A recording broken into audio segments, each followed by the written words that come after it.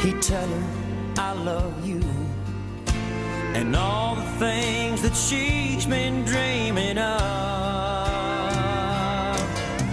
She needs a Saturday night, warm red wine, a violin, a little candlelight. She needs to feel his fire, still burning with desire. So young and wild, like the very first time. She needs a Saturday night. Oh, she needs a Saturday night.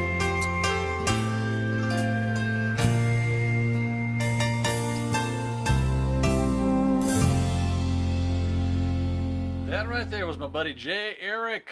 Okay, that needs to be turned up. I can't hear you. You can't hear me? No, I need to be louder, or you need to be closer to the mic. Oh, you need to be closer to the mic. Let me just turn this up here a little bit. This way. Better? It's level. Check, No, check. no, Okay. You can't level wise. You just have to watch the levels there. Yeah, look how low they are. No, they're. I'm That's good. low. Well, that's good when we start talking. Oh, okay, whatever. I'll turn it up a little bit more. There we go. Okay. So, hey, chicken of the week. Chicken of the week. So let's bring this down just a little bit so you can kind of see the chicken of the weeks that we have. We got Red here and Ella at from a friend of ours named Deanne. I went to school with Deanne, and they're Aracanas, so they have no tail, so they're the coolest things. They lay huge blue eggs, and they're just really neat birds. They're not as social as some other breeds are, because I don't know what it is about some of the Easter egger type breeds or Americana type breeds are a little more what's the word I'm looking for? They're a little more aggressive maybe sometimes, or a little more fidgety, flighty, or whatever. Yeah. Now my lavender ones are really sweet, sit on your lap, want to be on your arm, they're real sweet. But I guess it just depends. Some of it is a breed thing, like Dotties sometimes are just grumpy. But these girls, they're really, really sweet. They'll come up to you. They don't like necessarily to be held. They don't like to be, touched or anything. But they will come up to you for stuff and talk to you and all that kind of stuff. And you put your hand out and they turn around and go the other way. Just get what they want. That's it. Then they go. They're beautiful. They have these white earlobes that, it's so funny because you can sit there and you can put almost put a chicken to sleep by just kind of like rubbing the earlobes and just she's such a sweetheart. So the one who's usually the most social right here is Ella. Ella's a little bit more social than and she's panting because she's probably a little nervous, but they do that also when they're hot. Ella does look like she might be a little more dehydrated than because you'll notice her earlobes are a little pulled in and her comb is a little floppier and stuff, but she's still looks pretty good. Where Red's comb is up and her earlobes are pretty big. They're not like sucking in. When the comb starts to shrivel up and get dark, you really need to make sure they're hydrated, to the point of like bringing them in and making sure that they're nice and cool and hydrated, because that has been my telltale sign this year. But anyway, so let me show you how that was Red. Oh, that was me. That was me. Sorry. Let me see if she'll let you show. She has no tail, and excuse her bottom. The boys like her, so the bottom is usually disgusting. A little messy, but they don't. I'm sorry. Yeah. Okay. So, yes, I know. Just don't poop on me. But see, they have no tail, so they don't even have the bone. Like there's, on another regular chicken, there's a bone here. They don't even have the bone. It's just nothing. It's just nothing. There's nothing there. But anyway, these girls are just beautiful, and they lay an egg once a day to every other day. Mm-hmm. And so, what are you doing? they're not used to. I don't handle them as much. They're I not didn't used have to- them as babies, but they have been the sweetest little things. And Dan was worried about them because they had a rooster that they liked, and especially Henrietta really liked the rooster. And the rooster was taken by they think a raccoon or something. And so what the girls started doing is the girls started roosting in trees and different, like under their Porch. and stuff like that. And then when I got them here, they did roost in trees for a while because they were nervous. And then they chose a different coop. They left their coop because they were the only 2 or 3 in that coop. Henrietta ended up passing away, and I did her necropsy, and she had a tumor. So, which could have just been a genetic thing, could have, I don't know. But we did everything that we could, and there was nothing that we would have been able to do to save her. But these 2 girls are really healthy. They're beautiful. They are, I don't know how old they are, but I don't know how old they were when Deanne got them. So Deanne, contacted me, and she said, I'm really worried about these girls. They don't want to go in their coop, and they're really kind of freaked out. And Henrietta was really upset about losing the rooster because she was really close to the rooster. So these girls were in their coop by themselves, the coop that Deanne gave me. And look, she's just like cuddled in because she's scared. Poor baby. And Go back up here. so then she went ahead and they went ahead and chose a different coop on their own. They picked a different coop with a couple of boys that run the coop, and they're happy there. They seem completely content there. They spend a good portion of their day in my garden. They eat the bottom leaves off of my rose bush, and they sit in the damp dirt, or she sits in the damp dirt, and I torture them. And they're really beautiful birds, and their eggs are really huge, No, they're and big. just like They are big eggs.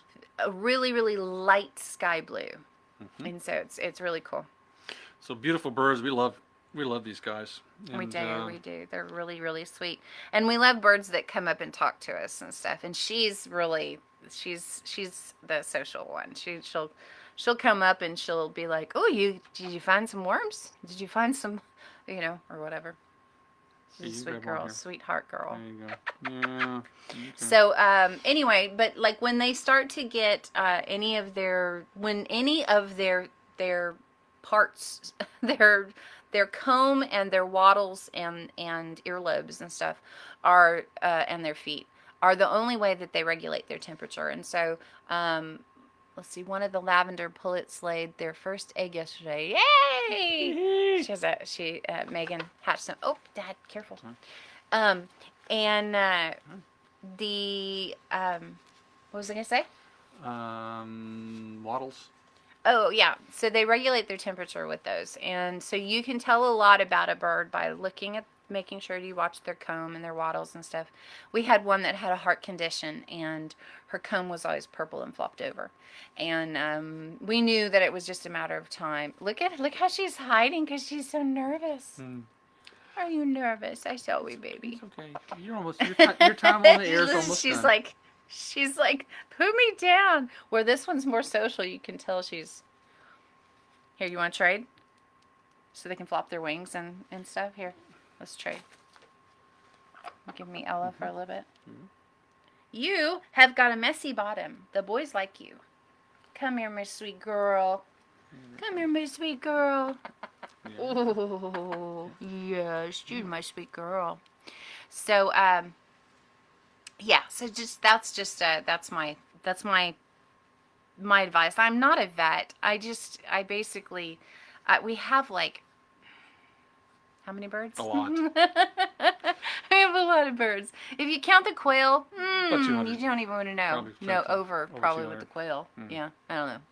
Anyway, but so we have quite a few birds. We've got like birds like this.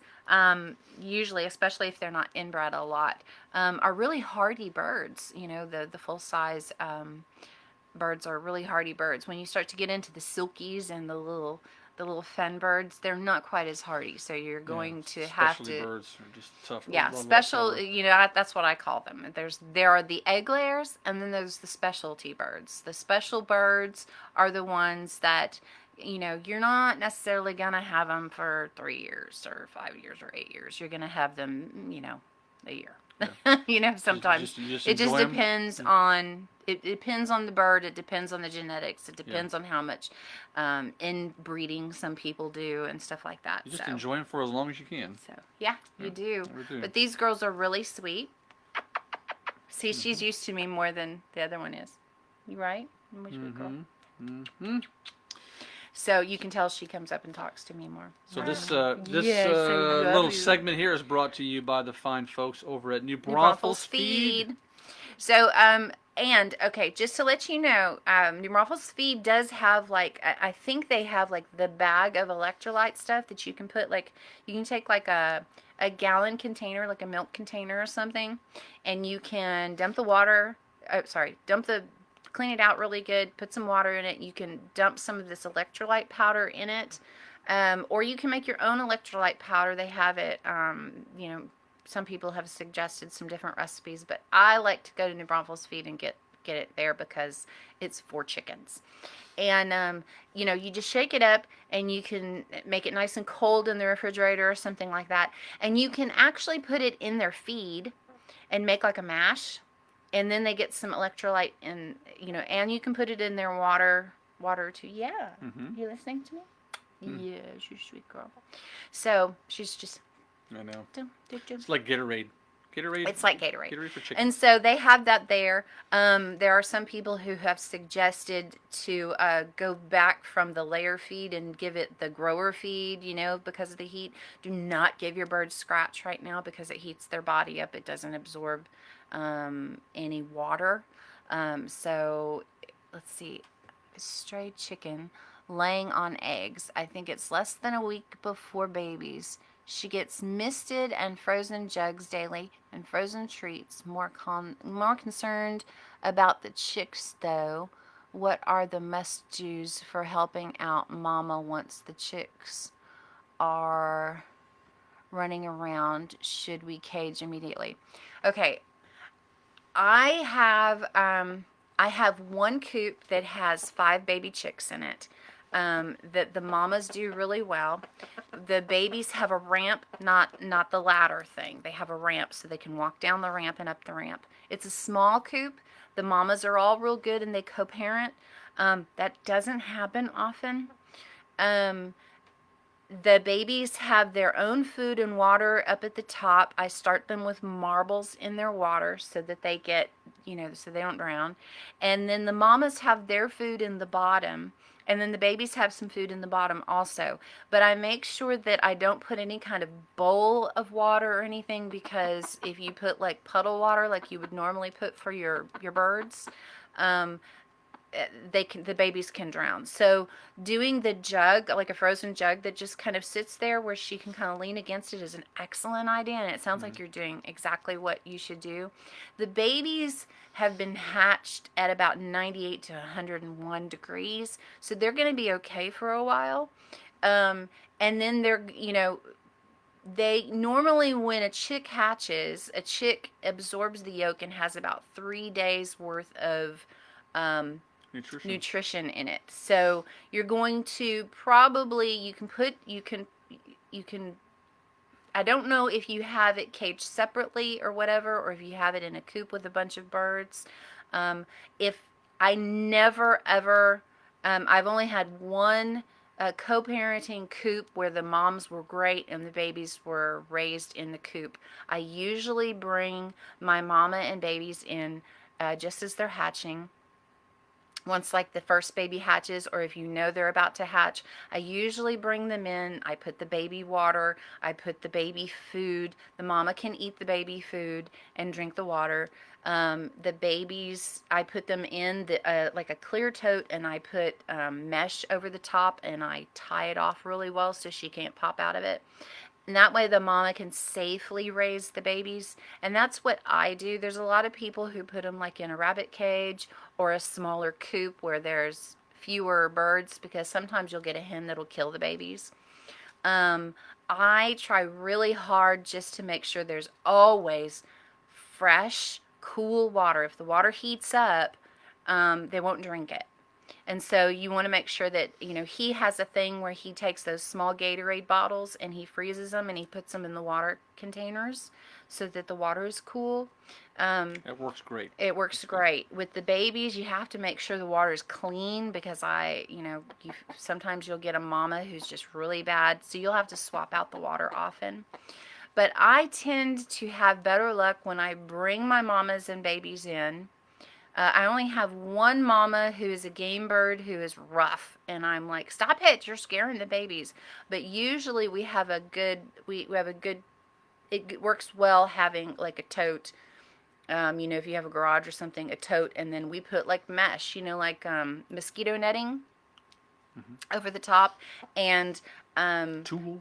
and tool, same thing. And we use like clothespins, or we tie it off on the ends, but we use like clothespins to make sure she can't get out, and she can raise her babies in there for a while. Depending, the tote has to be big enough that you can fit the mama, the babies, and the waters. Now the waters we use are from New Braunfels Feed, and they're the small, what is that, like a quart? Not even. Well, the small ones, yeah, I think like a quart. Or a pint, or yeah, I think a quart. Okay, so it's like a jar. It's like a glass jar, and it has like the red bottoms or green, all the different colors. And I put marbles in them, and then set that there. And then we take the same feeder that goes with that, but we take the jar off of the top. So you have the feeder with all the little holes, and then the big hole in the center, and we put the baby. We do not use medicated if the mama is raising the babies, and so we put just regular in there. She's talking. Mm-hmm. And then and then we just let her raise the babies, and we make sure that the food and the water is swapped out. Now if you do want to raise them outside and let her do it outside, you might want to put her in like a rabbit cage or something where the babies are safe and can't be picked on by another bird. Megan has had some luck with some of them raising the babies, but a lot of times she has to cage hers too. I mean, there's just some of the birds that just are mean. Yep. And your mama, just watch her comb, watch her panting, because they don't sweat, so they pant. If she looks like she's really stressing, when they're broody, their body kind of shuts down and they go into like really low energy mode, and so they usually do really well. They can eat like every other day, and they just sit there and sleep and just sit on those babies. So you're probably doing fine. Just keep doing what you're doing, and kind of play it by ear, see how you do, and hopefully you have a really good mama. Yeah, and that's a great question. Thanks for asking the question. We're more than happy to try to pass something along to you if sometimes you'll get it for us. Yeah, sometimes you'll get a bad mama. If you do, then take the babies away, bring them inside, put them under a heat lamp. If the mama kills the babies or something like that, just bring the babies inside, put them in a tote or anything, put down some paper towels. You can put the feed on the ground, and they can get it that way. You may have to crush it up, put the marbles in the water, and then you'll have to use some sort of heat lamp source or something for the babies for a while. You'll start it at like 89 degrees, 90 degrees or something like that. And then every week you'll go down a little bit on the temperature until you get like to about 75 or so.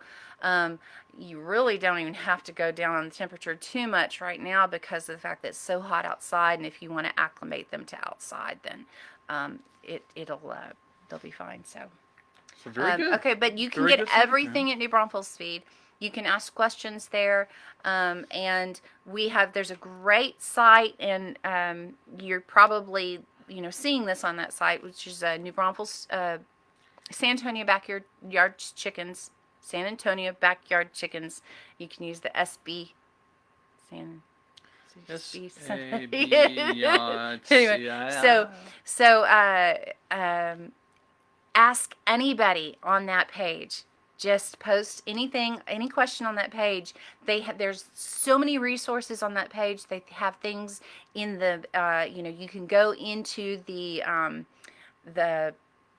what do you call it when you go back into the history or something? Archives. They've got like a whole section on medications and all kinds of different things, and it's a fantastic site, and the people on it are going to give you all kinds of information, all kinds of help, some great tricks. Everybody has different situations and different birds, different temperaments in birds and stuff, and you're going to get a lot of help from anybody on there. So you feel free to ask any question, and don't be embarrassed with how this is a stupid question. No, there's no such thing as stupid questions. You go through it, you have to learn it, and then you go as you go, right? I have to correct you on that one. There are such things as stupid questions, and I ask What? a lot of them. What would be a stupid question? No, I know a stupid question for me. I'm always asking There's a lot Brandy of questions. Balin. Brandy Balin, how are you? Yeah, so yes, we play Brandy's music on this station. And we love Brandy's music. Yeah, we do. She's a sweet girl, She's too, she's a great artist with a great voice, and so. And we're about ready to sign out for the entire day, so we're gonna We are. we're gonna sign out here on Facebook Live. Come back She's a and sweet girl. give you all our thoughts for the weekend, and then that'll be it. So you guys have a safe one. If you're all on Facebook, have a safe weekend. Stay healthy. Yes, please stay healthy. Wear your masks. Bye. Bye.